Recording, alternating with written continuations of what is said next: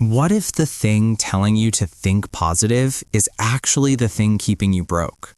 Picture this. You're sitting there with your eyes closed, visualizing checks in the mail. You're feeling the leather seats of that dream car. You're aligning your vibrations with wealth, just like the guru promised. You open your eyes feeling hopeful, and then you check your bank account.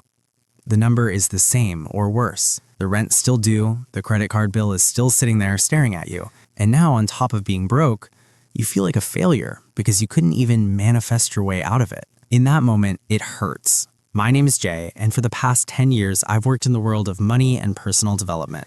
I've seen people climb out of debt.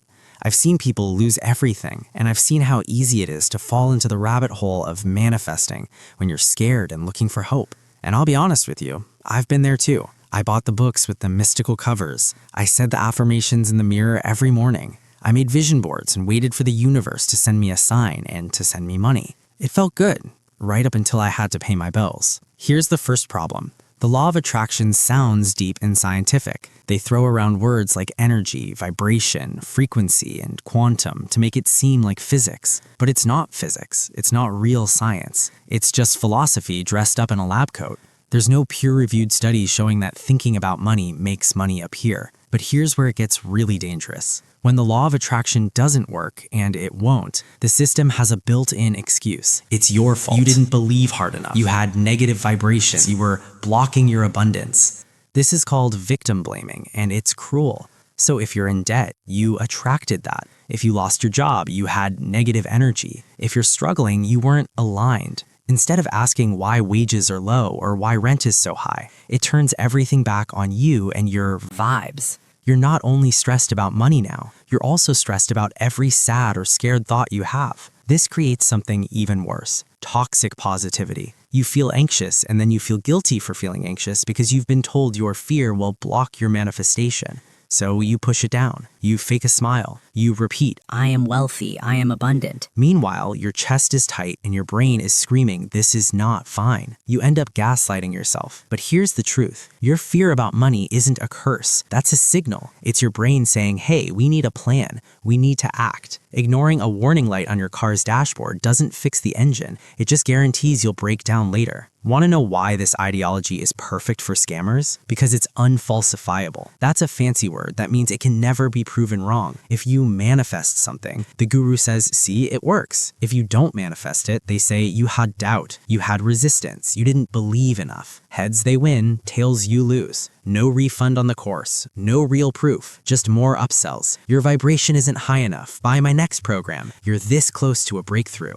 There's this hidden belief underneath it all. The idea that good things happen to positive people and bad things happen to negative people. But look around. There are kind, hardworking, hopeful people who are struggling to pay rent. And there are some of the most morally bankrupt people on earth who are wildly successful. Money doesn't care if you're a high-vibe soul or a grumpy person in sweatpants. Money follows systems, skills, timing, and yes, sometimes just plain luck. The universe doesn't check your vibe before depositing money. The market pays for value, not for virtue. Now, this doesn't mean your mindset doesn't matter. It does, but not in the way they're selling it. A positive mindset doesn't attract money. It gives you the energy to take action. Mindset is the fuel, but action is the engine. You need both. Here's what I see all the time. People reading 7 books on success but never actually starting the business. Watching 100 YouTube videos on investing but never opening an account. Writing affirmations in 3 different journals. All of that feels like movement. We feel busy. We feel productive. But our life is exactly the same. That's not action. That's action faking. Real action is messy and uncomfortable. It looks like sitting down and opening your bank statements even if it hurts. Calling the credit card company and asking for a lower rate. Learning one real, useful skill that people pay for. Sending that first uncomfortable email asking for work. This is what I call meaningful struggle. The gurus tell you that life should be easy and flowing. That's a lie. Real growth is painful. It's not pretending everything is okay. It's saying it's not okay right now, and I'm still going to show up and do one small thing today. You're allowed to be tired. You're allowed to be scared. You're allowed to cry. Feeling those things doesn't block your future. Ignoring reality does.